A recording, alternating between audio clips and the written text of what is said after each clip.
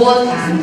É com muito prazer que mais uma vez nós nos reunimos para hoje, nessa mesa, debater sobre as políticas públicas para currículo e alfabetização. Com a presença da professora doutora Ana Canning, da professora doutora Rita de Cássia e do professor mestre Cláudio Pellini. Antes de iniciarmos as discussões, vou pedir que cada um se apresente. Sou professora Ana Canning, sou professora associada da Universidade Federal do Rio de Janeiro, Faculdade de Educação, do Departamento de Fundamentos da Educação, sou pesquisadora do CNPq, minha área de atuação é multiculturalismo, formação de professores e pesquisa em educação. Eu sou o professor Cláudio Pellini Vargas, da Universidade Federal do Rio de Fora, faço meu doutorado em educação, sob a supervisão do professor Carlos Fernando Cunha Júnior. Minha área de atuação é currículo para a educação física. Boa tarde a todos. Boa tarde a todos. Meu nome é Rita Frangella, eu sou professora da Universidade do Estado do Rio de Janeiro, do programa de pós-graduação em educação, alfabetizadora e tive uma trajetória de pesquisa voltada para as políticas de currículo, ensino fundamental e formação de professores.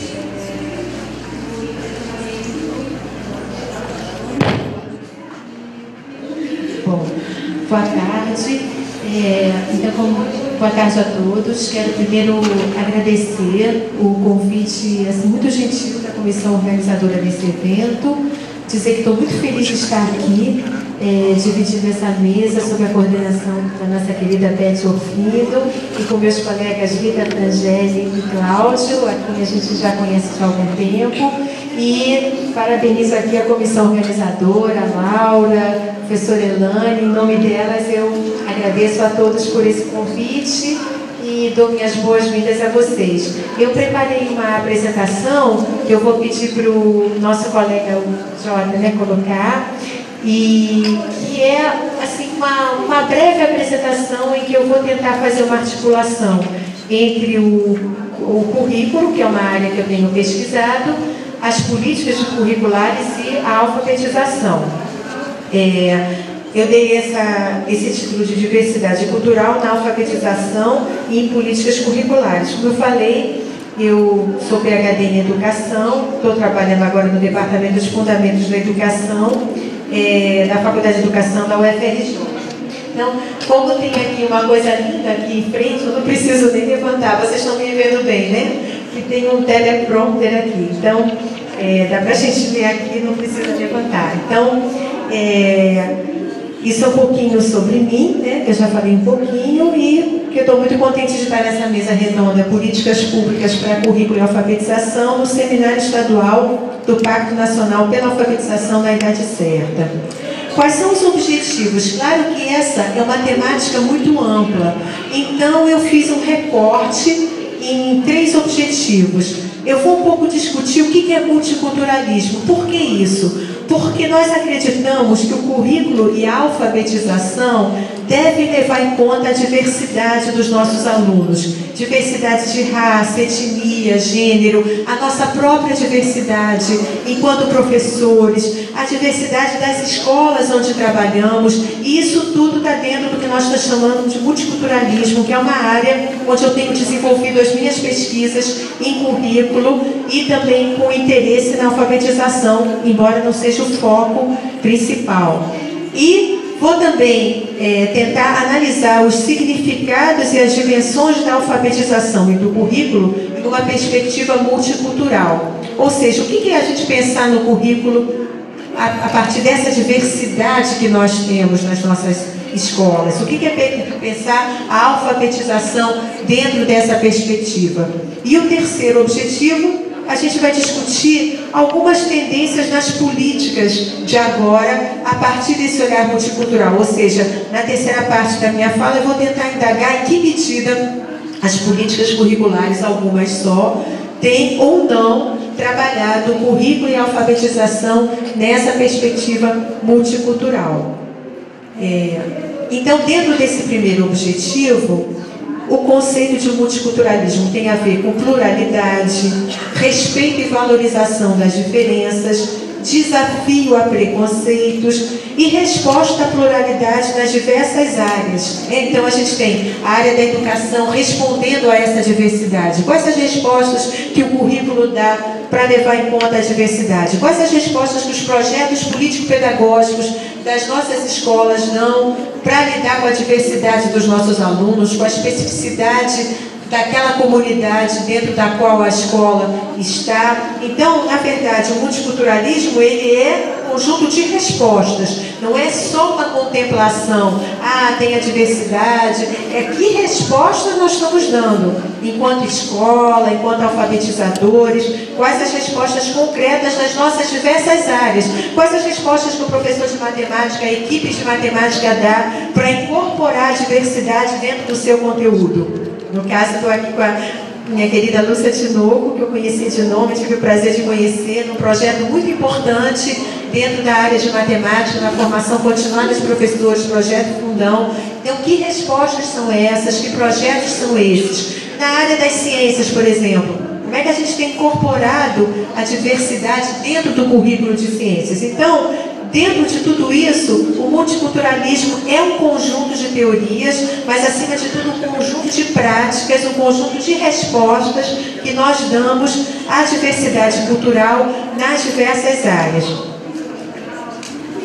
E a identidade é um conceito central, como eu falei no último item do último slide, que a gente vai aprofundar um pouquinho nesse. Por que a identidade é um conceito central no multiculturalismo? Porque nós estamos lidando com identidades dos nossos alunos, identidade de nós professores, identidade dos diretores, dos gestores, identidade institucional da nossa escola, que é diferente da identidade de outra escola. Então, falar em diversidade, falar em respostas à diversidade implica em reconhecer a diversidade de identidades. Então, nós estamos pensando a construção e reconstrução dessas identidades, porque nossas identidades não são só biológicas, elas são formadas também nas relações que nós desenvolvemos com nossos alunos, entre nós mesmos professores. É a partir desses diálogos que as nossas identidades são construídas e reconstruídas. A todo dia nós estamos acrescentando alguma coisa, desapegando de alguma coisa, reformulando nossas identidades. E claro que nós temos o que a gente chama a identidade individual, o que cada um de nós somos, o que cada um de nossos alunos é. A identidade coletiva, algum pertencimento. Por exemplo, em algum momento, a minha identidade coletiva é feminina. Eu poderia me vincular ao movimento feminista. Em outros momentos, alguns colegas têm a identidade feminina, mas também a identidade negra. A identidade coletiva de pertencimento ao movimento negro, a uma identidade maior, é como um espírito que você vai agregar a sua identidade individual a algum coletivo. Alguns têm identidade coletiva religiosa, está vinculada a alguma crença. Então, nós temos, quando respondemos à diversidade, que o multiculturalismo é esse conjunto de respostas, também levar em conta não só as identidades individuais, mas as identidades coletivas que estão circulando na escola. Quem são nossos alunos, quem são os responsáveis, quem são os professores, a que comunidade nós servimos, quais as identidades coletivas presentes? Identidade de necessidades especiais, alunos com necessidades especiais, nós poderíamos dizer que é uma identidade coletiva. E temos a identidade organizacional, que é a própria identidade das nossas escolas. Os nossos projetos político-pedagógicos, eles deveriam trazer um pouco da identidade da escola. Então, a gente dá aula numa escola e em outra, mas com identidades diferentes e, portanto, se a gente quer responder à diversidade, a gente responde à diversidade cultural, multiculturalismo, às identidades nesses 3 níveis. E a identidade organizacional, o ideal é que ela fosse multicultural, ou seja, que as nossas escolas se comportassem como organizações multiculturais. Esse aqui é um livro que eu escrevi já há algum tempo, que se chama Organizações Multiculturais, na editora Ciência Moderna. Tem um outro também que se chama Educação Multicultural, que eu fiz com Ângela Rocha dos Santos, professora que hoje é pró-reitora de graduação. E nós estamos trabalhando nessa perspectiva, como transformar o currículo multiculturalmente orientado. Não é preciso a gente abrir um espaço só para o multiculturalismo. Nós podemos fazer uma alfabetização multiculturalmente orientada, nós podemos pegar a área da matemática multiculturalmente orientada. É isso que nós temos defendido nesses livros, tanto organizações multiculturais como educação multicultural. Entrando no Google, vocês veem a editora Ciência Moderna, e ela tem esses 2 livros, mas é isso que a gente está defendendo, que a identidade é um conceito central, e nesses 3 níveis a gente tem uma resposta a ela.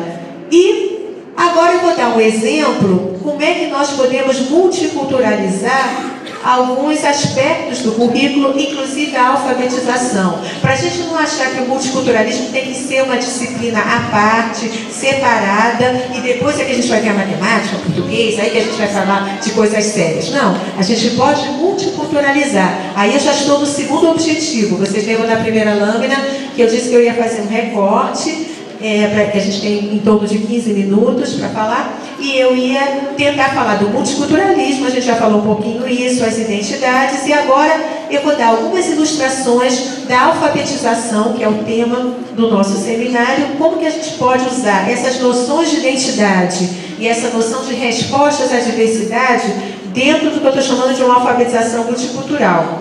A gente pode fazer algumas perguntas, melhor do que afirmações, para a gente ver se a alfabetização está sendo multicultural, se a nossa escola como um todo se comporta como uma organização multicultural. Uma primeira pergunta que a gente poderia fazer é: será que essa alfabetização está levando em conta língua materna e língua oficial, a língua oficial como uma segunda língua? Magda Soares, ela tem alguns trabalhos muito interessantes nessa área. Ela fala o seguinte: claro que é obrigação de nós, professores, escola, alfabetizadores, darmos a língua oficial, darmos o padrão socialmente valorizado, mas não porque ele seja superior a nenhum outro, porque ele é simplesmente um fruto de relações de poder que determinaram que aquele é o padrão oficial. Agora, se nós escutamos, por exemplo, uma pessoa falando: tu vai fazer isso? Se ela é do Rio Grande do Sul, a gente acha uma gracinha, é folclore, é típico, ninguém vai achar que essa pessoa está falando errado. Ela pode ser uma pessoa com grau de educação elevado, mas ela vai falar assim: tu quer fazer isso? E é errado. Deveria dizer tu queres, ou então você quer. No entanto, se nós escutamos um aluno falando assim: claro que eu quero, em vez de claro, com L, claro, a gente diz: está errado, menino. Por quê? O erro de ambas as partes é um erro se nós considerarmos a relação com a língua oficial. Mas como o que é considerado oficial, de acordo com nossa visão multicultural sobre o currículo, é fruto de relações de poder, né? Uma relação de poder em que os padrões dominantes são considerados os certos, então aquela pessoa que falou claro, normalmente ela provém de camadas socioeconômicas não privilegiadas, digamos assim. Enquanto que aquela pessoa que diz tu vai fazer isso, a gente acha muito normal, é assim que se fala no Rio Grande do Sul. O que eu estou querendo dizer com isso? Que quando a gente faz essa primeira pergunta, língua materna e língua oficial, é uma maneira que autores como a Magda Soares propõem para nós não dizermos assim: o seu padrão linguístico está completamente errado. Nós, em vez de dizer isso, nós podemos dizer: olha, o seu padrão linguístico é a língua que a sua mãe fala, é a língua materna, é a língua da sua comunidade. Mas vamos aprender a língua oficial, que não é nem melhor nem pior, é a língua socialmente valorizada, como se fosse uma segunda língua, como se fosse o inglês, o francês. E ela tem até umas tabelinhas que ela fala, Miriam Lembre também fala isso. Por exemplo, claro.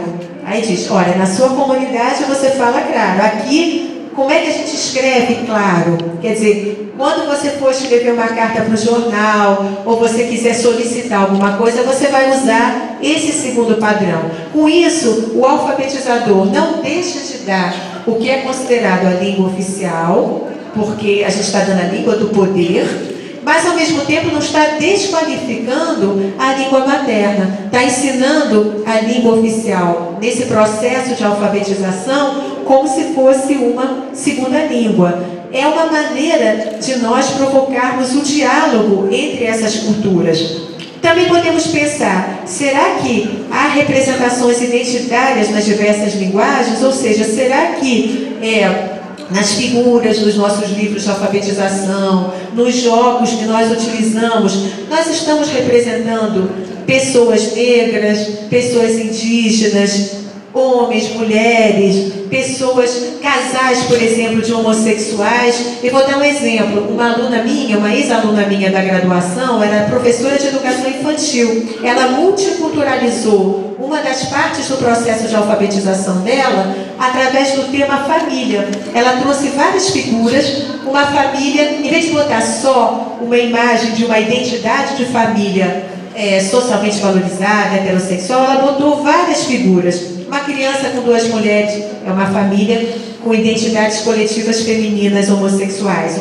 Uma outra figura de outra família, uma criança criada por dois homens, a outra, uma criança criada por uma senhora de idade. Então, com isso, ela representou essas diversas identidades coletivas no material que ela utilizou para a alfabetização. É um segundo item que é interessante quando nós estamos pensando numa alfabetização multicultural.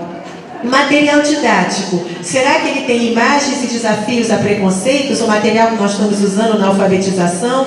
Ou será que ele está só trazendo aquelas imagens mais tradicionais do pai que vai trabalhar, a mulher que fica em casa, ou de uma pessoa negra em trabalhos manuais? Enfim, não que seja melhor ou pior, mas simplesmente são imagens estereotipadas, congeladas, que nós temos que desafiar. E isso seria uma terceira pergunta para a gente multiculturalizar o processo de alfabetização. Será que nós estamos, nesse novo item, valorizando habilidades orais, escritas? Será que nós estamos valorizando padrões culturais plurais dos alunos e da realidade deles? Tem os alunos que são muito bons na oralidade, eles falam muito bem, mas capital cultural não é semelhante da escola e eles às vezes não desenvolvem a parte escrita com a mesma facilidade. Será que não era bom, no nosso processo de alfabetização, valorizarmos a oralidade para ir a partir daí, pouco a pouco, buscar essa escrita? Isso também é resposta à diversidade cultural, isso também é incorporar o multiculturalismo na alfabetização. Será que, como Paulo Freire fala muito bem, né? Será que nós estamos levando em conta as histórias orais dos nossos alunos como temas geradores do que a gente vai fazer com eles? Ou a gente está ainda, Eva viu o ovo, Ivo viu a uva, assim, um tipo de alfabetização que pouco tem a ver com a vida desses alunos? Então, são algumas perguntas para mostrar que nós podemos incorporar o multiculturalismo dentro das áreas curriculares, dentro da alfabetização. Muitos de nós já fazemos isso, né? Se não gostam do nome multicultural, pode usar outro nome. O principal é fazer, a gente tentar levar em conta a diversidade dentro do processo de alfabetização. Caminhando já para o finalzinho, a gente poderia dizer que as dimensões da alfabetização multicultural valorizam a língua nativa do alfabetizando em diálogo com a língua oficial. É o que a gente chama de bidialetismo. Nem deixar de dar a língua do poder e nem deixar apenas a língua oficial como se fosse superior a tudo. Ampliar universos linguísticos e culturais dos alunos, o gosto pela leitura, né? Nós sabemos que levar para atividades culturais, levar para museus e também trazer as próprias culturas dos alunos são formas de alfabetização, além daquela parte escrita mais definida. Articular a alfabetização com a leitura, trazer livrinhos ou manuseio de livros, sempre é interessante. E trabalho com linguagens especificadas, a gente desafiar temas que levam a preconceitos, já desde criança, ou mesmo na alfabetização de adultos, conhecer os universos culturais dos alunos, as histórias de vida, usar como temas geradores. E uma alfabetização crítica. O que é isso? Dependendo da idade e da maturidade dos alfabetizandos, usamos materiais mais amplos, jornais, TV, a linguagem da TV, trazer para debate, o que será que essa TV está nos dizendo? O que será que esse jornal está nos dizendo? Tornar essa alfabetização mais crítica, mais contextualizada, para desafiar preconceitos e provocar o ativismo, que essas sejam pessoas que usem a linguagem ativamente para demandar seus direitos de cidadãos. Dentro disso, último item, último objetivo, algumas tendências nas nossas políticas. Claro que a gente não vai abordar tudo, eu vou fazer uma ilustração do que é a gente analisar multiculturalmente políticas dentro do currículo. Por exemplo, nesse decreto 6755/09 do MEC, ele instituiu a Política Nacional de Formação de Professores do Magistério da Educação Básica, com apoio da CAPES. O que a gente viu nessas políticas? Será que elas estão trabalhando a formação do professor e do alfabetizador dentro disso que a gente está defendendo do multiculturalismo?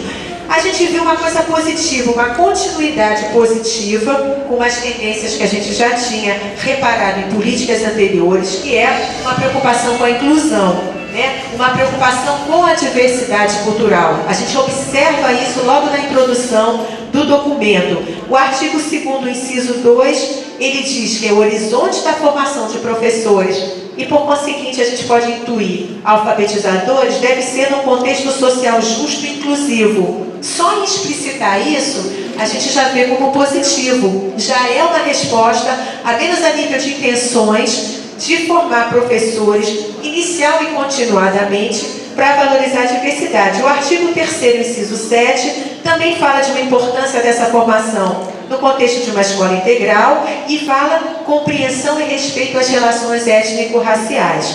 Agora, tem um silêncio. Não fala de orientação sexual, não fala de diversidade linguística, que é o que a gente acabou de falar, dialetal também não, padrões religiosos, deficiência, necessidades especiais, há um silêncio. A ênfase é mais com relação às identidades coletivas étnico-raciais na formação do professor, e nem tanto nessa questão da linguagem, dos dialetos que nós falamos agora, existe esse silêncio. Uma outra, para terminar, antes das conclusões, a Confederação Nacional de Educação e o Plano Nacional de Educação, também analisamos essas políticas curriculares, que é o tema até do nosso seminário, Políticas Curriculares e Alfabetização, e eu tentei ver nessas políticas se existe essa preocupação com formação do professor e do alfabetizador nessa perspectiva multicultural. A gente viu, comparando com políticas anteriores, que há uma continuidade não muito boa, porque há uma separação entre os eixos de formação de professores e o eixo que trata da inclusão, da diversidade e da igualdade. Pessoas diferentes devem ter feito essas partes desse documento e, ao contrário do que a gente está dizendo, que o próprio currículo pode ser multiculturalizado, como a gente viu nos slides anteriores, aqui você tem um eixo que fala só de diversidade, que já é uma coisa muito boa, mas o eixo que fala da formação de professores, ele não está articulado, parece que são dois momentos. Também há uma separação entre as intenções multiculturais e as discussões mais específicas sobre o currículo escolar, o currículo de formação docente e a própria gestão. Então, há alguns eixos que falam de escola de gestores, gestão, formação de professores, não tocam muito no assunto da inclusão, da diversidade. E no outro eixo, outro capítulo separado desse documento, se dedica a falar de diversidade, de inclusão, a nível de intenções mais amplas. E a gente acha que deveria ser mais articulada essa questão, e não como momentos separados, é o que a gente está argumentando nessa minha fala. Agora, há uma descontinuidade boa, porque ele amplia o leque das identidades coletivas com relação àqueles presentes em documentos anteriores. Ele já fala de identidade de alunos com necessidades especiais, coisa que nas políticas anteriores não se falava, como se levar em conta nisso na formação de professores. Então, há algumas coisas que são avanços, alguns aspectos nessas políticas, com relação ao multiculturalismo, com relação à formação de alfabetizadores, mas ainda há alguns aspectos que poderiam ser melhor desenvolvidos no sentido de não serem considerados aspectos totalmente separados, serem mais articulados. Então, cumprimos os 3 objetivos. O que nós poderíamos concluir dessa fala? Que o multiculturalismo ele é um conjunto de respostas, não é apenas contemplativo, no sentido de valorizar a diversidade e desafiar preconceitos. E é central no mundo de hoje, quer nós gostemos do termo ou desejemos empregar outro, isso é o que menos importa, mas nós temos que estar atentos que estamos lidando em contextos de diversidade, temos que desafiar preconceitos, e isso não pode ser uma coisa separada do que fazemos no currículo e na alfabetização cotidiana. Não pode ser assim, agora é dia do índio, semana da consciência negra, tá? Bom, agora chega, vamos estudar alfabetização, vamos estudar matemática. Eu acho que a gente tem que articular. Existe um matemático chamado Biratan D'Ambrosio, ele tem falado da etnomatemática, que é uma postura interessante dentro desse olhar multicultural, e eu acho que é nessa linha que a gente tem que continuar. E a gente pensar numa alfabetização multicultural seria naquele sentido que nós colocamos nos slides anteriores, articulando as dimensões para uma leitura crítica e ativa do mundo, como já falava Paulo Freire, né? Uma alfabetização contextualizada que respeite a linguagem dos nossos alfabetizandos e que promova uma leitura crítica do mundo. E em termos das políticas curriculares, que foi o terceiro objetivo da nossa fala, a gente viu muitos avanços e possibilidades para desenvolvimentos futuros. Já avançamos muito, já falamos muito mais em diversidade e inclusão. Falta só um pouquinho a gente não deixar isso tão separado dos assuntos ligados à gestão, alfabetização, currículo e formação de professores. Então eu queria agradecer, meu e-mail é arcane@globo.com, para quem desejar saber um pouquinho mais sobre isso, pode entrar no nosso currículo Lattes CNPq, que é aberto, para quem quiser um pouquinho saber mais sobre isso, ler alguns artigos, eu estou à disposição para continuar o diálogo. E mais uma vez eu queria agradecer muito a organização desse evento, a UFRJ, a professora Elaine, a Laura e a todos da comissão organizadora. Em nome delas eu agradeço, elogio a organização do evento, o espaço, a receptividade, e dizer que eu estou muito feliz mais uma vez de estar aqui dividindo a mesa com a Rita, com a minha querida Beth e com o Cláudio. Obrigada pela atenção de todos e tudo de bom. Agradecemos a participação da professora Ana e certamente a sua exposição nos traz muitas questões que iremos debater daqui a alguns minutos, né? Passo agora a palavra à professora Rita.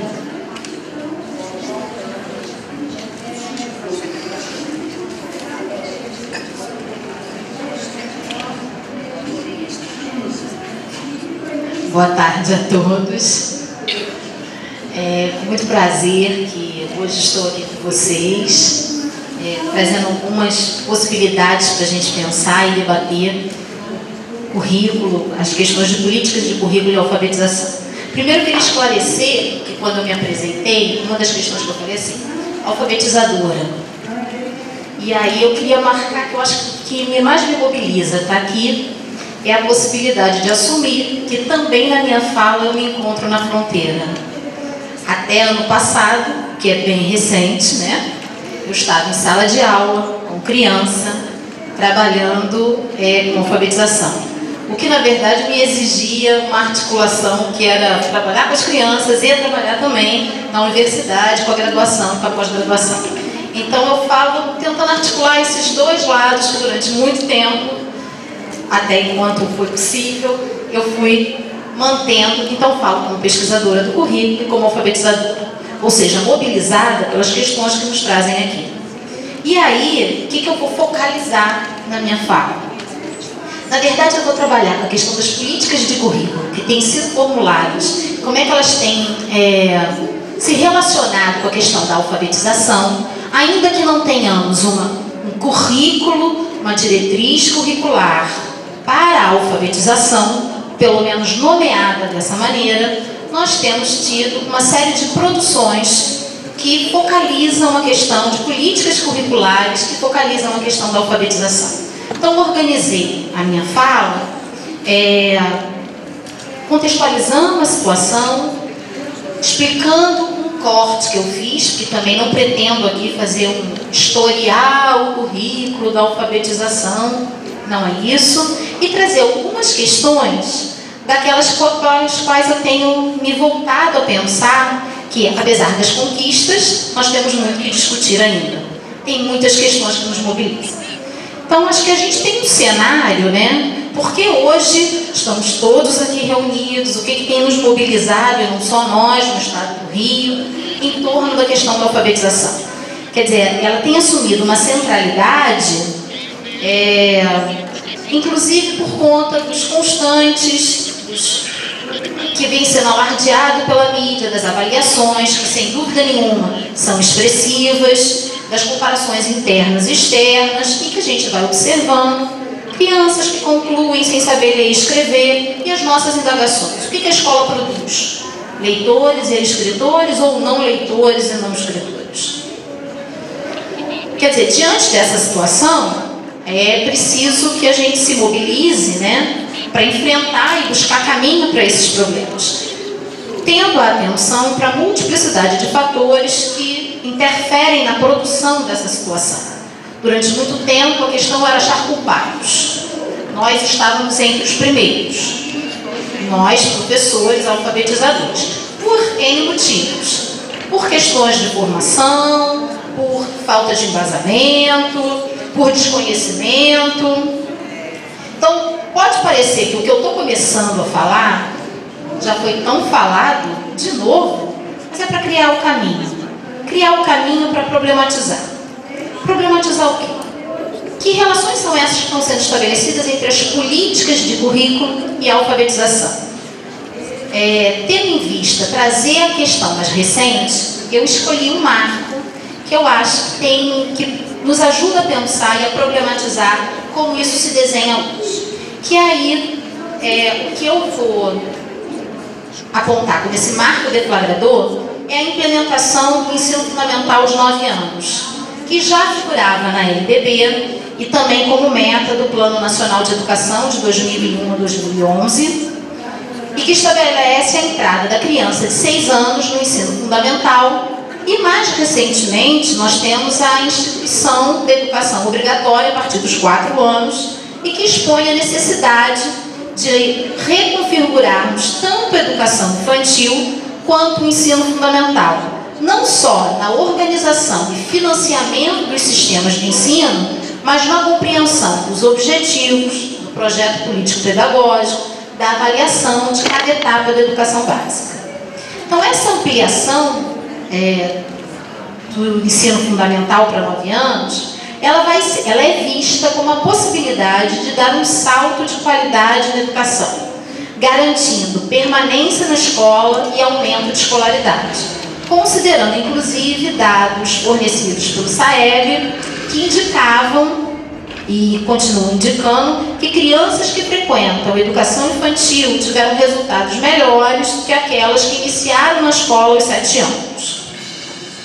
E aí, eu trago excertos, mas que alguns eu vou ler, outros eu vou pular, dos documentos do MEC que vão apontando isso, a questão dos objetivos dessa ampliação.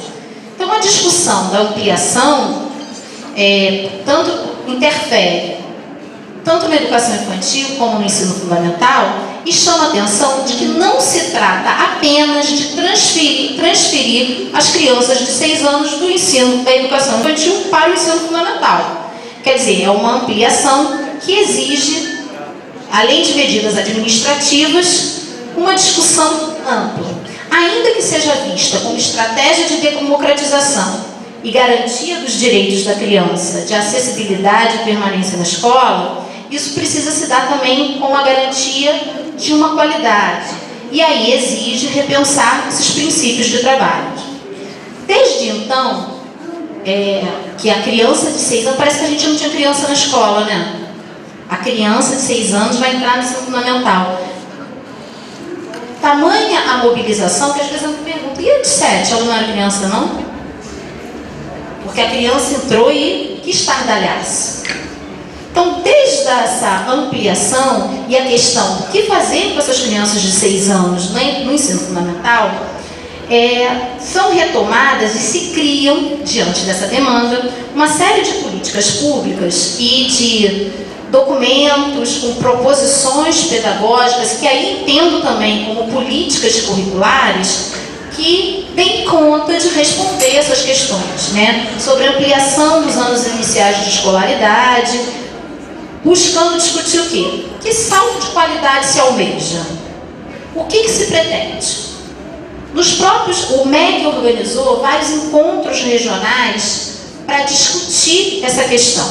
E desses encontros é que foram elaborados os documentos norteadores da discussão curricular e que sinalizam diferentes dimensões a serem debatidas. A questão do desenvolvimento humano, da diversidade, conhecimento e cultura e avaliação. Faço referência aqui aos documentos chamados Indagações sobre o Currículo, que foram produzidos pelo MEC com a intenção de induzirem discussões e orientarem a produção de políticas curriculares. Ao destacar esses aspectos, quer dizer, dentro desse cenário, já vai se indicando que se vai se entendendo como eixos do currículo e o que é relevante nesse momento. E nesse momento também surge uma grande questão, a alfabetização. Se a ampliação do ensino fundamental em 9 anos focaliza e torna ponto central, ponto de destaque a questão da alfabetização. Os objetivos das primeiras etapas da educação básica é de formação de leitores e escritores e, ao mesmo tempo, os resultados nada satisfatórios das avaliações sistêmicas fazem que a aprendizagem da leitura e da escrita seja a questão mobilizadora dos debates e ações. O que vai se perceber nessa relação é uma ênfase que se começa a desenhar nesse momento, e aí eu estou recuperando todo o movimento que começa em 2006 até 2010, quando todos os municípios tiveram a obrigatoriedade de inserir a criança de 6 anos no ensino fundamental. É uma relação entre alfabetização e letramento, sendo a educação infantil e os anos iniciais do ensino fundamental o espaço de ancoragem numa perspectiva de letramento que permitisse dotar de significado a alfabetização. Tal perspectiva pode ser observada nos documentos produzidos pelo MEC, que são publicados a partir de 2004, no intuito de dar orientações gerais aos sistemas de ensino para ampliação do ensino fundamental e inclusão das crianças de 6 anos, de propor diretrizes para o trabalho com a língua escrita no ensino fundamental.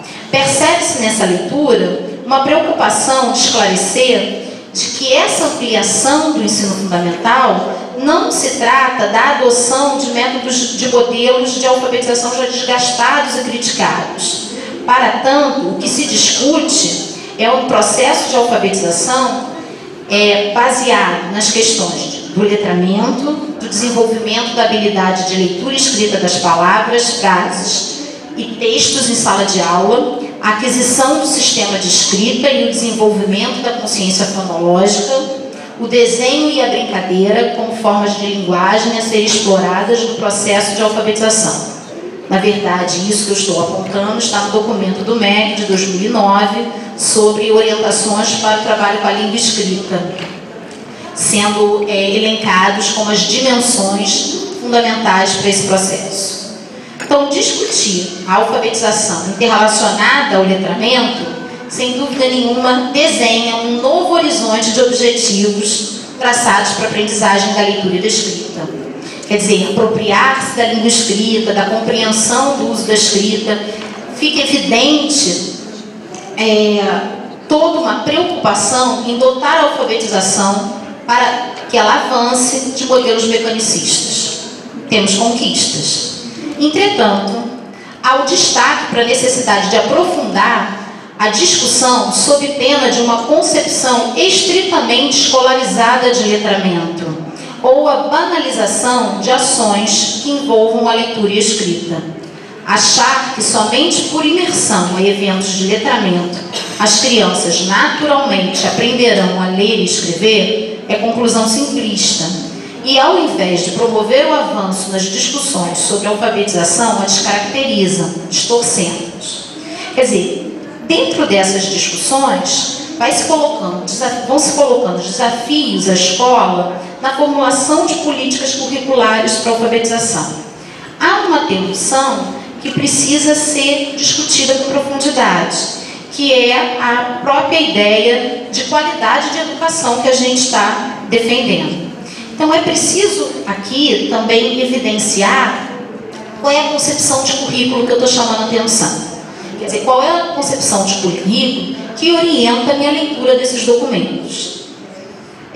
A partir da minha trajetória de pesquisa sobre o ensino fundamental, eu estou entendendo o currículo como produção cultural.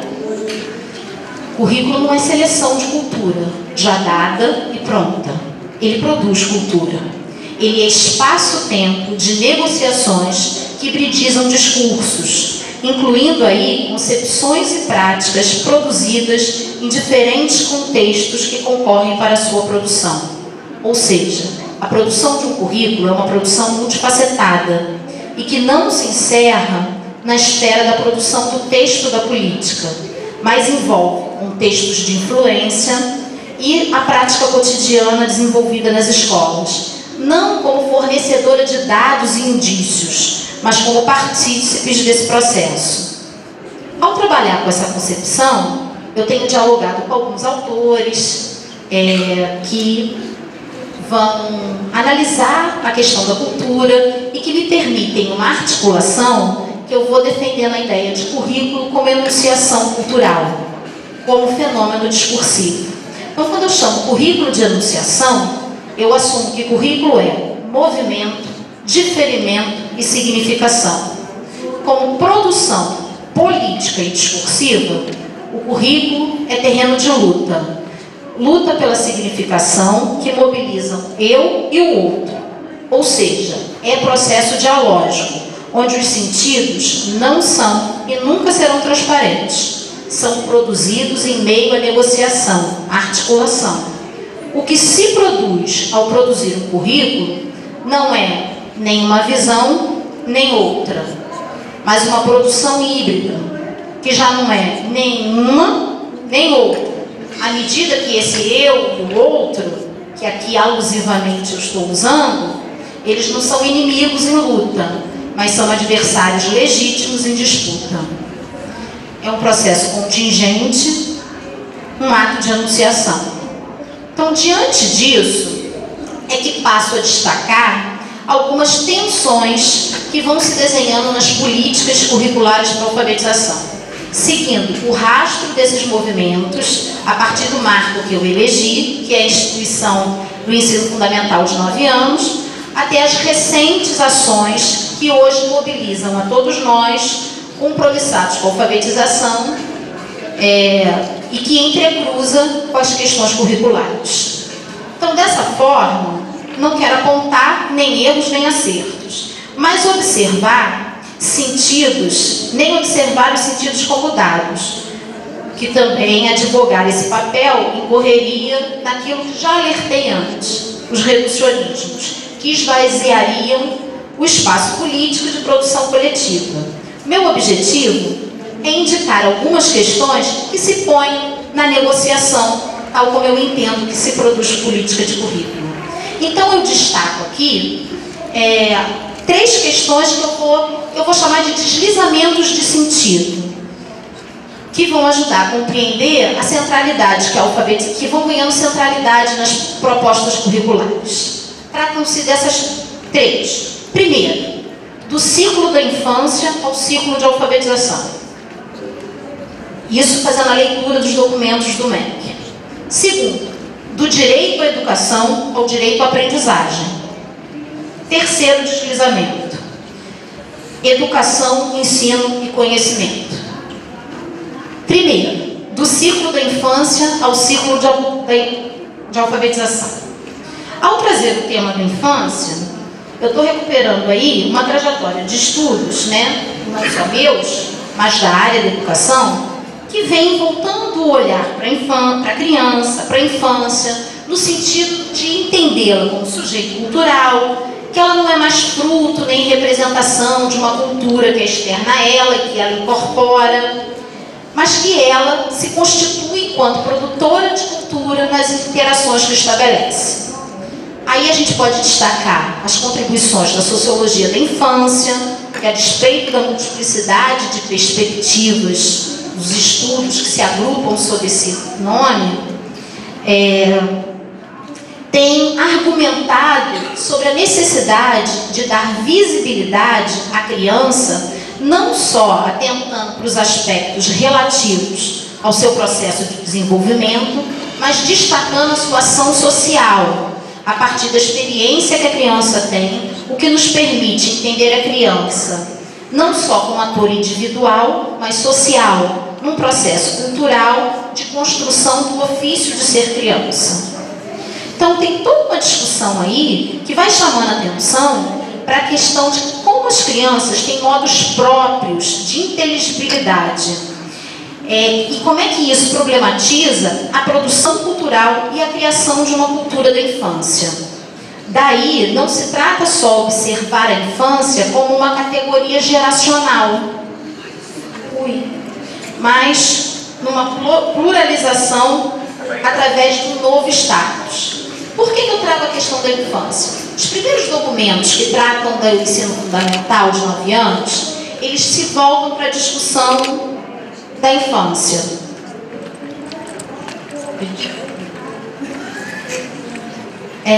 Eles se voltam para a discussão da infância.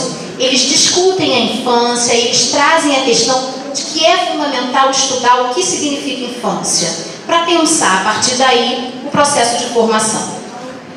Na continuidade dessa produção, o que a gente vai observando, inclusive no parecer que estabelece, que cria o ensino fundamental de 9 anos, aparece que os anos iniciais se chamam ciclo da infância.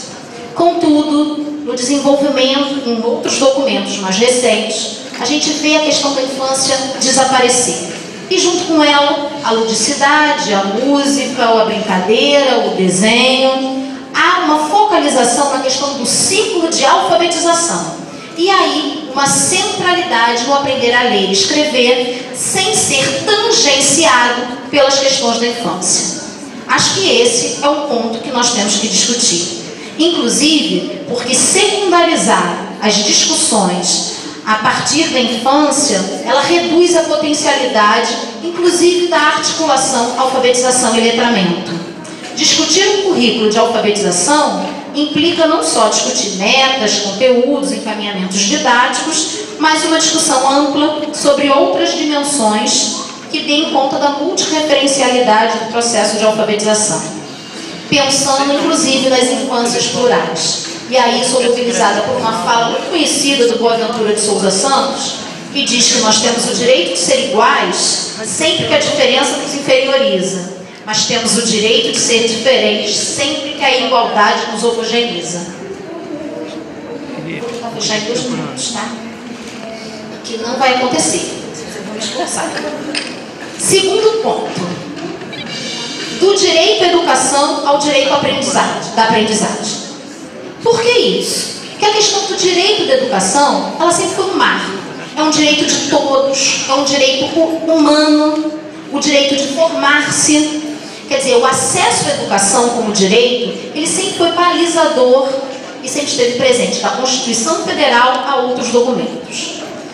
Só que agora não é só a questão do direito à educação, é o direito à educação de qualidade. E aí tem toda uma discussão de como é que esse sentido de qualidade, nesse caso, direito, qualidade social, ela se vincula, ela articula demandas pedagógicas e demandas sociais, demandas de um projeto social amplo que não se restringe às questões educacionais. Então, o que a gente vai marcando como direito de qualidade? Quer dizer, é um direito de todos, que todos tenham educação, mas hoje não é só mais o acesso, é o direito à permanência e o direito à qualidade da educação. Só que nessas discussões há um desdobramento que é algo que não acontece só no Brasil, mas que é da discussão da educação de qualidade, ela vai sendo significada implicando no acesso ao conhecimento. E aí, o direito à educação desdobra-se em direito de aprendizagem. Tal percepção tem se alinhado com alguma coisa que um autor chamado Biesta, um filósofo da educação, tem chamado como processo de learnification da educação, ou seja, como é que as discussões, a centralidade de uma linguagem da aprendizagem, ela se faz foco nas discussões educacionais. O que te chama a atenção, e que eu também defendo, em nenhum momento aqui eu estou colocando ou isto ou aquilo, mas é para a gente colocar na mesa e ampliar a discussão, que não se trata de negar a importância do foco na aprendizagem, mas chamar a atenção de que esse foco, ele atende uma das funções da educação, que é a qualificação. Mas, para além dessa função, há uma questão de socialização e de subjetivação que precisam ser pensadas de forma articulada. Assim, o que o autor, o Biesta, com quem eu estou dialogando aqui, convida é a pensar sobre a boa educação e não sobre a educação eficaz. Quer dizer, isso me faz me juntar a outros autores que o que eu venho defendendo, e eu acho que precisamos pensar, é no direito à formação, na qual a aprendizagem se insere, mas não se esgota nela. A terceira questão é a questão da educação e o ensino. Elas estão nervosas com os 2 minutos. As relações entre educação e ensino. E aí vou tentar fechar. Que se articulam com a questão do direito à aprendizagem. Uma das questões que eu tenho percebido também é como é que o campo do currículo tem pensado a questão de educação e ensino. Essa é uma questão que tem sido latente no campo, foi inclusive tema da sessão do trabalho encomendado do GT da ANPED, o GT Currículo da ANPED. ANPED é a Associação Nacional de Pós-Graduação e Pesquisa em Educação, ano passado, que é como é que a gente tem discutido essas relações entre educação e ensino. E aí, o que eu tenho discutido, envolvida nessa discussão, é que a educação, ela tem feito um caminho que vai de um sentido filosófico ao deslizamento para um projeto de formação, que se consubstancia na questão do conhecimento, do que se dá a aprender. E aí a gente vai entendendo a educação como ensino, o que requer um caráter mais prático do fazer pedagógico, da ação pedagógica, que vai incidindo no fazer. Nessa passagem, a questão do ensino, vai sendo ligada com essa tarefa que a gente vai chamando de dar conhecimento. A grande questão que a gente precisa problematizar é como é que reduzir, o que significa reduzir educação a ensino. Então, atrelando essas discussões, é pensar nessa fronteira que vai se movendo aí, no sentido de pensar que a educação, ela amplia, ela não pode ser reduzida a ensino. Ela precisa ser pensada numa perspectiva mais ampla que se ancore na problematização da experiência formação. Bom, teria muito mais coisas para discutir. Na verdade, o meu intuito foi levantar algumas reflexões para que a gente observe sim as conquistas, mas avance, já que temos um momento propício de fato, trazer a ideia de política de currículo como negociação. Ou seja, negociar os sentidos, não assumindo-os como prontos e dados, mas, como fala o Benjamin, escová-los a contrapelo, trazendo para essa conversa, que eu sei que é uma conversa complicada, outros entendimentos para as políticas e práticas, como produções discursivas, produções que disputam sentido. E aí, já que estamos, não podia deixar de trazer, vou lhe dizer que fazer como Machado de Assis já nos ensinou, que também as capas para quem não conhece, eu estou me referindo ao conto do Machado de Assis, que se chama Igreja do Diabo. Quem não conhece, vale a pena conhecer. Onde ele diz que as capas de algodão têm agora franjas de seda, como as de veludo tiveram franjas de algodão um dia. Muito obrigada e desculpe a organização por ter estourado o tempo. Nós agradecemos a participação da professora Rita, a perspectiva histórica que ela nos trouxe como contribuição e algumas inquietações, principalmente diante do par dicotômico, né, que não é apresentado no Pacto sobre Ensino-Aprendizagem, onde há uma ênfase a um direito de aprendizagem, que nós vamos discutir daqui a pouquinho. Agora, nesse momento, então, o professor Cláudio Pellini, o único homem da mesa, irá falar conosco. Bendito é o fruto.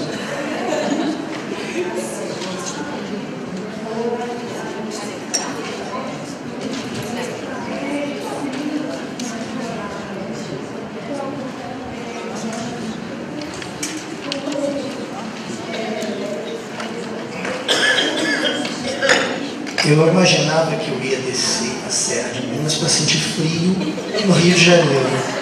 Mas os meus braços estão tremendo, é do ar que estava em cima de mim ali. Nossa. Muito bem. Primeiramente, boa tarde a todos os colegas. Cumprimento as professoras da mesa e agradeço em especial à professora Marlene Carvalho, a professora Helena, pelo convite. E realmente confesso a todos o desafio que para mim tem sido ao longo dessas últimas semanas preparar essa fala, preparar esse estudo sobre um campo que me parece, né, negligenciado dentro do processo de alfabetização, que é o campo da educação física. Então, assim, antes de adentrar no tema central, eu vou falar rapidamente o que eu tenho feito no nível acadêmico. Eu tenho trabalhado no meu doutorado em educação na Universidade Federal de Juiz de Fora, como eu disse no início, sob a orientação do professor Carlos Fernando Cunha Júnior. Eu estou compondo com ele um grupo de pesquisa de História, Educação Física e História do Esporte, e também junto com o professor Antônio Flávio Moreira, no UCP, ao lado dele, com produções acadêmicas na área da internacionalização do currículo. Então, tenho trabalhado, tenho mantido essa articulação aí nos últimos 3 a 4 anos.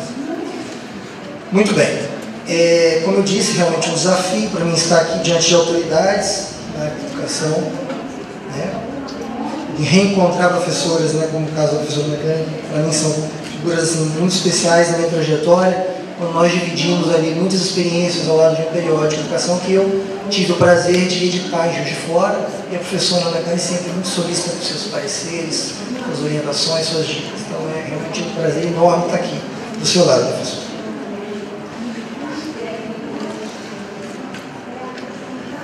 Bom, então o que eu prometo a vocês agora. Eu estruturei o trabalho em 3 momentos. E eles consistem em compreendermos rapidamente o papel da educação física escolar diante do pacto pela alfabetização da idade certa. No segundo momento, eu pretendo trazer problematizações e tensões a serem enfrentadas pela educação física escolar, pela pedagogia e pelo PNAEC. E no terceiro e último momento, pretendo elencar alguns desafios a serem superados. Eu vou destrinchar um pouquinho isso ao longo da conversa, mostrando bem como que é difícil para o professor de educação física hoje trabalhar nesse campo e, ao mesmo tempo, com a potencialidade que a área oferece. Os objetivos centrais consistem em favorecer uma compreensão sobre a articulação entre a educação física escolar e o PNAEC, esclarecendo aos múltiplos campos de atuação da pedagogia sobre as possibilidades, dificuldades e tensões que envolvem a atuação do professor de educação física na educação básica em favor do processo de alfabetização. E, em segundo, sustentar a importância do envolvimento pedagógico do professor de educação física escolar nos anos iniciais do ensino fundamental, em especial no primeiro ciclo, como facilitador do processo de alfabetização e letramento. E por que eu tenho agora isso como objetivo? Porque me parece que tem sido negligenciada realmente a presença do professor nesse espaço, nesse momento de aprendizagem da criança, o que eu acredito ser um tamanho equívoco. Destaco ainda que lá fora dei uma olhada rapidamente nos painéis que estavam expostos, não percebi realmente nenhum trabalho específico que falasse da educação física e da potencialidade dela, que não fosse por meio de uma citação sobre ludicidade em alguns campos, que seria também o campo da pedagogia, claro. Mas antes de adentrar no assunto, eu brinquei com meus professores antes, né, durante a elaboração, que eu estava resumindo a história da educação física de mais de 100 anos em um slide. Então está aí para vocês. Num primeiro momento, meados do século XIX, a entrada da educação física no âmbito escolar ela se deu por meio do discurso médico e higienista. Era aquela ideia de eugenia da raça, a ideia da ginástica vista como a melhora do ser humano, a melhora da raça. No segundo momento, já adentrando ao século XX, populando aproximadamente 50 anos, a educação física ela passa a estar envolvida por 3 instituições conhecidas de todos: a escola, o esporte e as forças armadas no cenário da Guerra Fria. Qual que é o meu objetivo com esse ponto histórico agora? Mostrar para vocês o que os professores de educação física sofreram como influência e as dificuldades que nasceram disso para que nós hoje consigamos tentar transformar o momento da educação física escolar num momento mais de formação do cidadão crítico, que tem sido desenvolvido com mais detalhes nas pesquisas do movimento renovador, que se deu na virada epistemológica dos anos 80, que eu mostro agora. As teorizações dos anos 80 atingem a educação física, gerando a crise de identidade epistemológica. Surge o movimento renovador e as múltiplas concepções teóricas do campo. O que esse movimento renovador fez? Como eu mostrei para vocês, o discurso médico e higienista que imperava, depois seguido pela ideia da influência das Forças Armadas na educação física, gerava uma ideia de currículo, uma ideia de educação física permeada pela biologia, permeada pelo processo de esportivização, e que construía aquele cidadão ou aquele indivíduo que estivesse pronto para a guerra, para uma vitrine que a modernidade também já vinha construindo nos últimos 100 anos.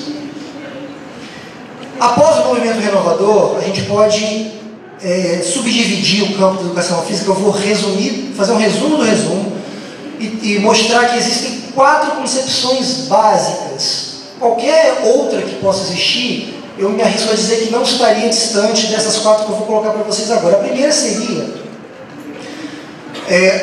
a promoção da saúde. Muitos professores de educação física têm colocado a importância de se trabalhar, de se desenvolver as questões de qualidade de vida na escola. É uma questão, eu diria, polêmica, no sentido de entender a escola como aquele espaço de que o indivíduo está lá para aprender algo que o leve para um mundo diferente daquele que ele traz no seu cotidiano, principalmente no seu lar. O segundo ponto, essa concepção de promoção da saúde, hoje ela é muito difundida por meio de projetos nas escolas, né? É muito focada no ensino da educação física escolar, mas muitos professores se apropriam dessa concepção ainda. O segundo seria o treinamento do esportivo. Isso é altamente hoje fortalecido e enaltecido por essas 2 tsunamis que a gente está enfrentando, né? Eu tenho certeza que todos aqui conhecem muito bem, que é a Copa do Mundo e os Jogos Olímpicos se aproximam. Então a educação física tem sido massacrada por esses 2 processos. E eu tenho me posicionado nos meus trabalhos, ao lado de alguns professores, em Minas e ao lado até do professor Dr. Flávio Moreira, como um crítico desse sistema, um crítico desse processo. Eu acho que o esporte, em muitos sentidos, colabora. Em muitos outros, atrapalha muito mais do que ajuda. A outra face, eu diria, outra teoria, concepção pedagógica teórica da educação física, eu entendo como a de desenvolvimento motor. Essa de desenvolvimento motor tem sido muito difundida também, muitas vezes, no ponto de vista teórico, curricular, principalmente no ensino fundamental nos anos finais, entre o 6º e 8º ano, entre o 6º e 9º ano, no ensino fundamental. Ela se apropria de estudos do professor Loutani da USP, professor João Batista Freire, ainda que já aposentado, mas que exerceu profunda influência nos teóricos desse nosso campo, nos anos 90 principalmente. E por último, né, a concepção do movimento renovador, desenvolvida a partir de um livro chamado Conhecido por Coletivo de Autores, que se deu em 1992, e dentre esses autores eu destaco os professores Walter Bracht, da Universidade do Espírito Santo, Federal do Espírito Santo, e a professora Celi Tafarel, hoje da Federal do Bahia.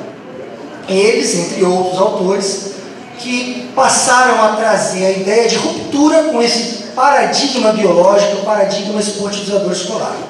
Entretanto, a partir do movimento renovador, é facilmente identificar na produção intelectual um distanciamento dessas pesquisas da prática cotidiana do professor na escola.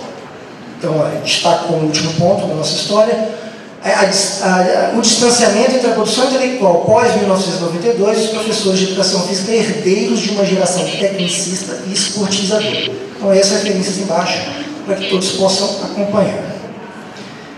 Mas, a partir dessa subdivisão, emerge uma questão fundamental. Como, então, articular a educação física escolar com os princípios básicos que norteiam o PNAE, visando a colaboração com o processo de alfabetização?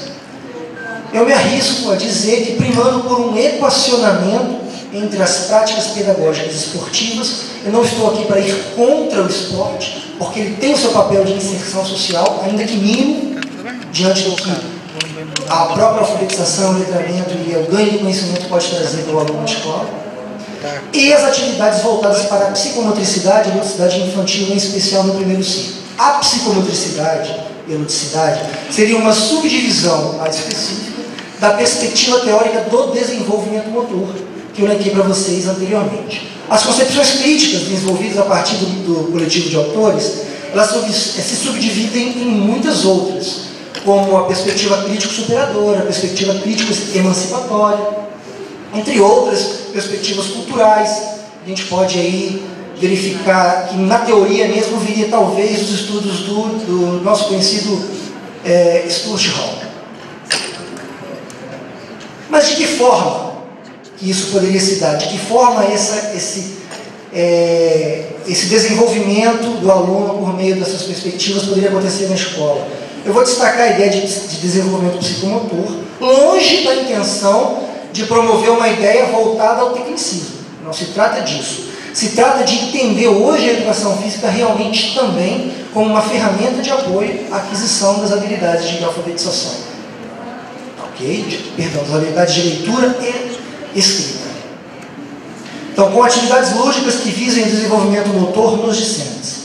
Tais práticas devem ser permeadas pela intencionalidade do processo pedagógico, a qual é sustentada pela pedagogia histórico-crítica de Demival Saviano. O que eu tento agora fazer aqui? Mostrar que o desenvolvimento motor pode ser somado à ideia da perspectiva crítica que a educação física trouxe a partir do movimento renovador. Há uma tendência, alguns intelectuais, em algumas escolas de educação física, a colocar como algo ruim que a ideia de psicomotricidade escolar sendo desenvolvida pela educação física é rebaixar a educação física a uma ideia de secundarizar o espaço, de secundarizar o campo. Eu me questiono porque eu entendo a educação física sempre na história dela como secundarizada. E não vejo essa secundarização como algo ruim. Acho que ela pode e deve servir como apoio, sim, ao estudante na escola para que ele ganhe essas habilidades de leitura e escrita. Então eu elenquei aqui alguns aspectos, como coordenação global, coordenação fina e manual, visomotora, entendido como visomotora. O esquema corporal, a criança precisa entender por meio do seu corpo como lidar com os sentidos da alfabetização e do letramento. As questões de lateralidade, orientação ou estruturação espacial e temporal, ritmo, memória sinestésica, entre outras coisas. Então, surgem algumas problematizações dos currículos da educação física, e eu vou destacar as três, que eu considero hoje mais fundamentais. O foco ainda biológico, a identidade pré-construída com ênfase nas disciplinas de interesse do mercado, vinculadas ao esporte e ao segmento fitness, ao bacharel e detrimento da licenciatura. Hoje a gente vê, a partir dos anos 80 principalmente, do boom das academias, que a gente percebe até hoje acontecendo, isso exerce uma influência profunda ou nefasta nos currículos da educação física, prejudicando muito o trabalho do professor que quer desenvolver um trabalho mais crítico ou psicomotor para a sua criança no ensino fundamental, principalmente. Eu diria que mais nos anos finais do ensino fundamental, porque ele está visivelmente afastado dos anos iniciais. Uma segunda problematização diz respeito às disciplinas de metodologia em pesquisa, que hoje, na sua ampla maioria, são ministradas por especialistas técnicos e fisiologistas. Há um problema sério que a educação física enfrenta, que eu coloco agora a CAPES no meio, né, da discussão, porque existe a área 21 e a área de educação sendo avaliadas pela CAPES regularmente. A educação física hoje ela entra na área 21. E essa área 21 é compreendida pela educação física, a fisioterapia e a fonoaudiologia. O que faz com que a educação física, no seu aspecto social e pedagógico, seja altamente fragilizada. Há pouca produção de pesquisas. Eu andei pesquisando nesse sentido recentemente e verifiquei que os periódicos de educação física qualificados, altamente qualificados hoje, para o campo pedagógico da educação física, se não me engano, não passam de 4 no país inteiro. 4 periódicos de educação física que favorecem as questões de pedagogia, as questões de aspectos sociofilosóficos da educação física. Uma outra problematização no currículo é a pouca atenção sobre o desenvolvimento motor e a psicomotricidade infantil. Nos currículos de formação, nos cursos de graduação, a educação física, ela tem que desligar o ar. Só de parar o ar gelado, eu já até relaxei mais.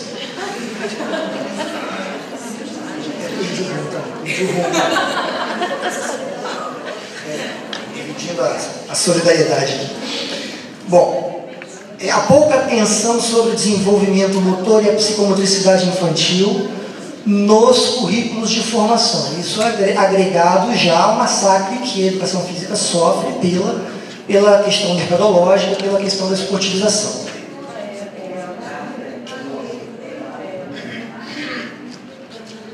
Eu também elenquei algumas problematizações sobre o trabalho docente. E eu destaco aqui algumas pesquisas recentes do professor Walter Bratti, da Federal do Espírito Santo, sobre o estado de desinvestimento pedagógico do professor. O professor está tão massacrado na escola, ele está tão destruído, ele está tão perseguido, ele está tão...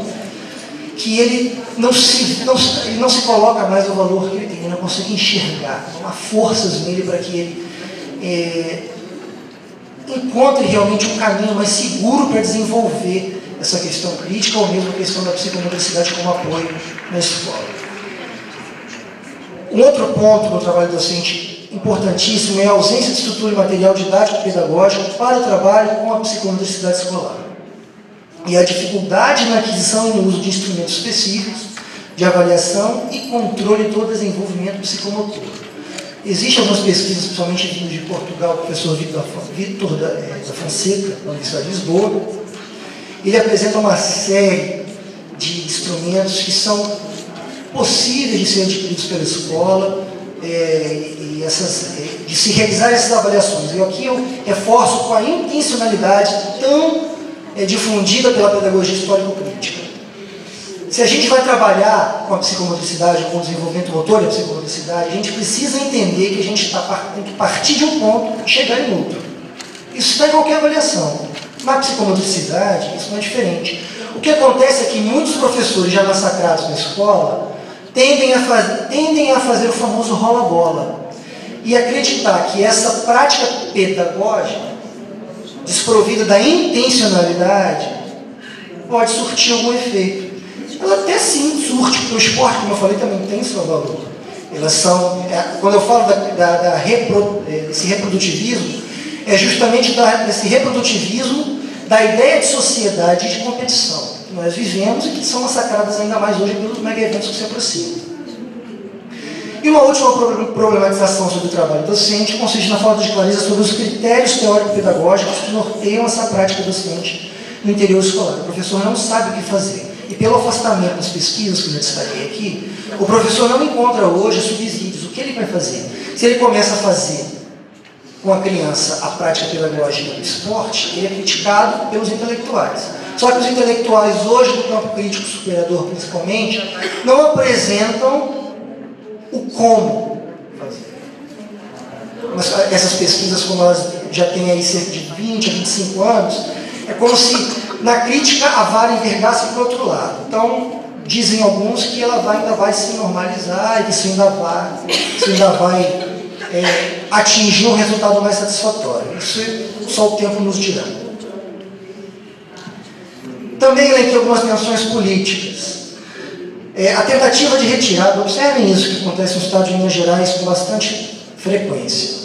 Não sei quanto à realidade do Rio de Janeiro. Tentei buscar informações até dos sindicatos aqui do Rio, mas não tive retorno.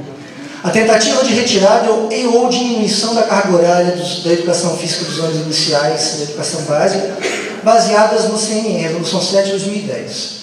O artigo 31 diz o seguinte: do primeiro ao quinto ano do ensino fundamental, os componentes curriculares, educação física e arte, como sempre negligenciados, poderão estar a cargo do professor de referência da turma, aquele com o qual os alunos permanecem a maior parte do período escolar, ou de professores licenciados nos respectivos componentes. O que o Estado de Minas já cresceu os olhos nessa hora?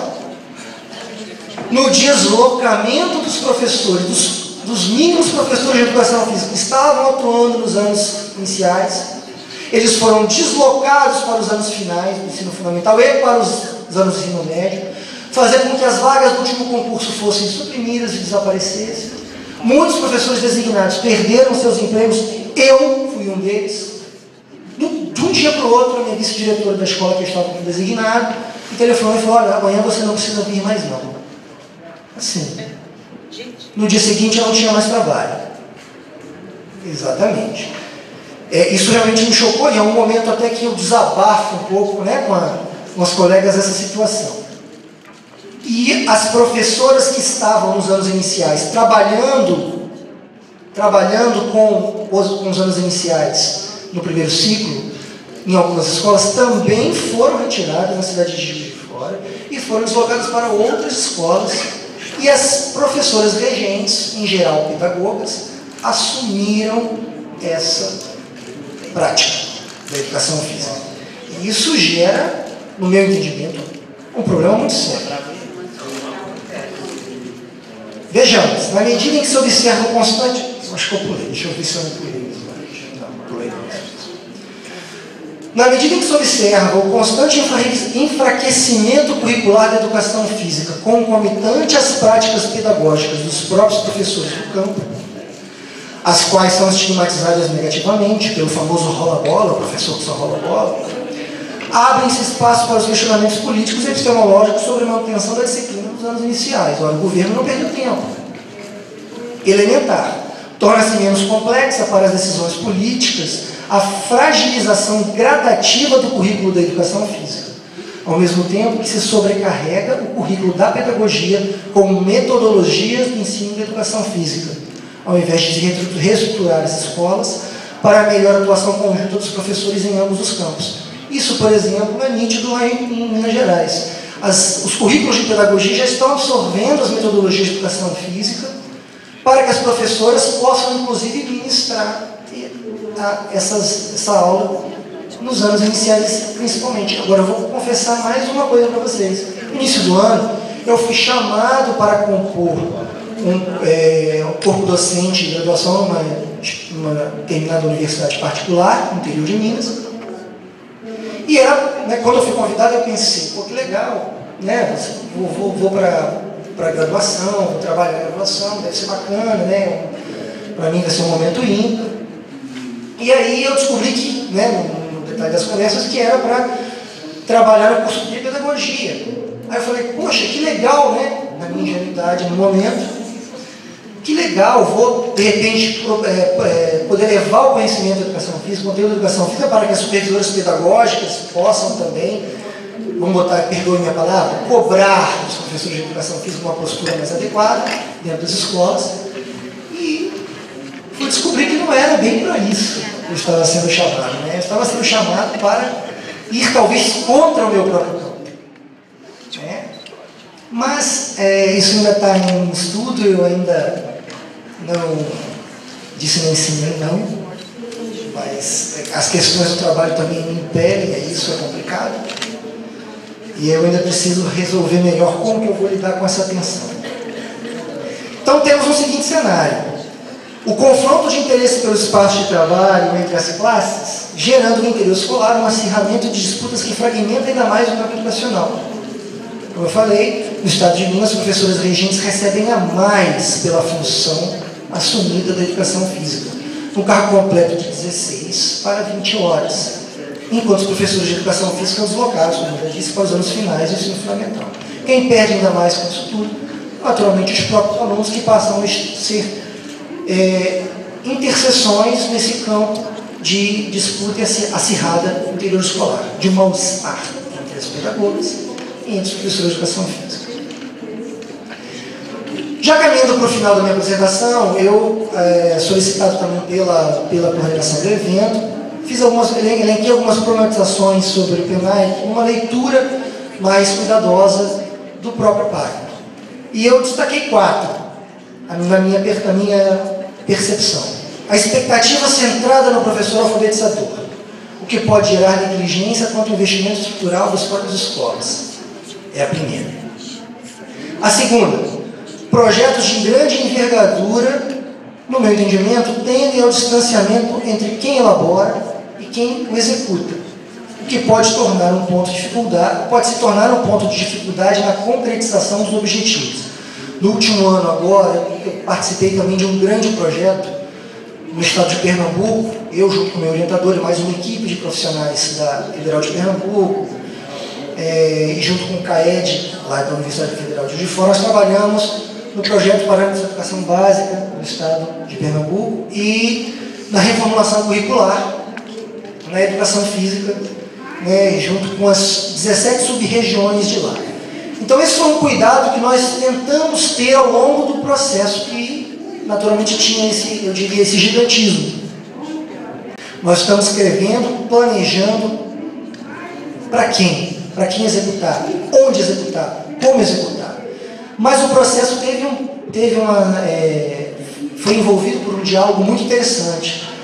E ele passou por várias etapas, dentre elas o processo, toda a elaboração curricular, num dos momentos, uma das etapas, foi aos professores nas 17 sub-regiões e eles participaram, cortando ideias e colocando ideias que eram voltadas novamente para os professores, especialistas do CAED, especialistas das universidades públicas do estado de Pernambuco, para que esse currículo tivesse algo mais unificador, eu diria assim. Um outro ponto que eu elenquei aqui como problematização, eu entendo como positivo. Parece haver uma persistência do governo federal na busca pela alfabetização, desde o governo Fernando Henrique, PROFA, Proletramento e o PNAE hoje. Fato que compreendo positivamente. Então, a gente também precisa reconhecer que o governo tem tentado, da forma como ele pode, nessa estratégia de desenvolvimento da alfabetização do letramento. E por último, cursos de formação continuada, uma problematização também, curso de formação continuada visto como solução para as lacunas existentes nos cursos de formação docente elementar. Se temos um grande projeto como esse, naturalmente os cursos de formação, as preparações que vão existir ao longo do processo vão ser muitas, tenho certeza. E muitos estão fazendo, as orientadoras de estudo estão fazendo suas preparações, etc. Eu tenho certeza que isso está acontecendo de forma muito saudável. Agora, em que medida isso não aumenta o esquecimento da própria graduação? A professora que sai formada e que não sabe o que fazer. Elenquei ainda 4 desafios para terminar. Se nós buscamos formar indivíduos alfabetizados e letrados, isso ocorrerá por meio de incentivos variados. A primeira delas, a mudança do imaginário social sobre a compreensão da educação física e o reconhecimento de que a identidade do campo constitui um processo de rumos pouco claros que precisa ser permanentemente revisto. O segundo desafio, no que diz respeito à leitura, interpretação e compreensão de diversas tipologias textuais existentes, torna-se fundamental garantir o professor de educação física nos anos iniciais da educação básica, oportunizando-se ao docente maior amplitude de vivências corporais e psicomotoras em ambientes diversificados. E um curso de pedagogia que num ou 2 semestres receba 2 disciplinas, ele naturalmente não vai dar conta do que o professor de educação física recebe ao longo de 4 ou 5 anos de formação. Terceiro desafio, a gestão do PNAE, sustento a reflexão sobre a produção de pesquisas que favoreçam a criação de políticas que visem um currículo específico para o campo da educação física, voltado aos anos iniciais da educação básica, o qual seja compreendido e planejado como um texto que envolve práticas de sentido, agregando-se à intencionalidade do desenvolvimento psicomotor. E por último, em tempos de diversidade epistemológica, isso é claro nos dias de hoje, torna-se essencial compreender as aulas de educação física escolar como um potente como um potente processo pedagógico de transformação social, na medida em que se pretende romper com a histórica visão unilateral e positivista de produção do conhecimento. Eu entendo que a crise epistemológica hoje vivida pela educação física passa a ser sua grande força, porque essa crise epistemológica que o campo vive, ele ocorre justamente porque estivemos ao longo dos últimos 2 séculos, principalmente, voltados na ideia única de produção do conhecimento por meio do entendimento positivista de ciência. Eu encerro aqui a minha fala e, mais uma vez, coloco à disposição das colegas para o diálogo. Agradeço mais uma vez a coordenação do evento, em especial a professora Marlene Carvalho, pelo convite. Muito obrigado e boa tarde. Nós agradecemos também a participação do professor Cláudio, né, nos colocando sobre o pacto, né, e a educação física. A partir, então, dessa mesa que nos traz muitas interrogações e reflexões, eu gostaria, então, que nós saíssemos daqui, né, pensando um pouquinho qual o sentido que nós temos atribuído ao termo política pública. Lembrando que a etimologia de público nos lembra povo. E numa concepção marxista, não há uma concepção de povo sem uma luta de classes. Aonde estão as políticas públicas e que classes sociais estão envolvidas no Pacto Nacional pela Alfabetização na idade certa? No momento que a gente traz o tema currículo, com a professora Rita, multiculturalismo com a professora Ana Cane e o papel da educação física nesse pacto, nós nos perguntamos: que apagamento é esse que existe sobre a concepção de um currículo construído, sobre a diversidade e o multiculturalismo e sobre o papel do corpo na escola, como reflexão? Outra questão que eu acho fundamental que a gente saia daqui refletindo é por que a separação entre os eixos, né? Ao mesmo momento que, pela análise, né, dos documentos oficiais, nós registramos uma separação dos eixos, nós vemos uma leve construção de um professor do ensino fundamental generalista, né? Que curso de pedagogia, que formação inicial é essa que nós queremos a partir de um momento? O curso hoje de pedagogia é o curso que forma o professor do ensino fundamental.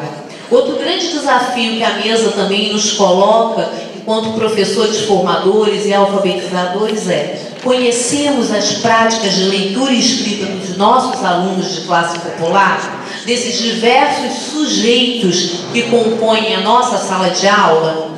Outra questão é pensar como pensar identidade, sujeito, produção de leitura e escrita com avaliações em larga escala que trazem sempre uma concepção muito hegemônica de leitura e de escrita. Que alfabetização queremos? Que currículo queremos? O corpo vai à escola. Que educação física queremos?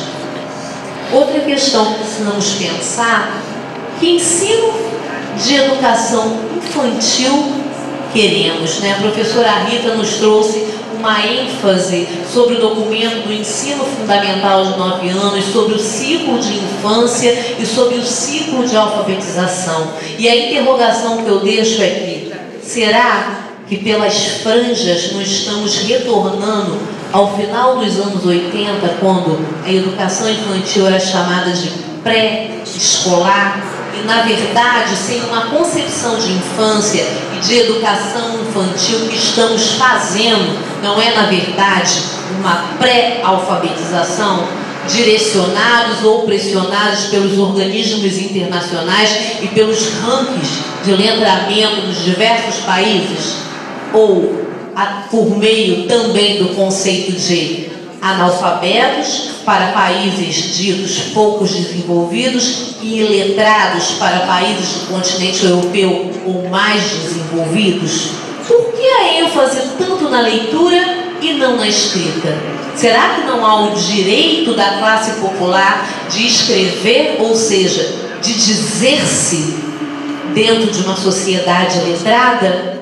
Por que pensar, como o pacto pensa, direito de aprendizagem fora do par dicotômico direito de ensino e de aprendizagem? E também um direito a ser construído por nós nessa luta histórica, com a licença do neologismo, o direito de ensinagem por todos nós na escola pública brasileira.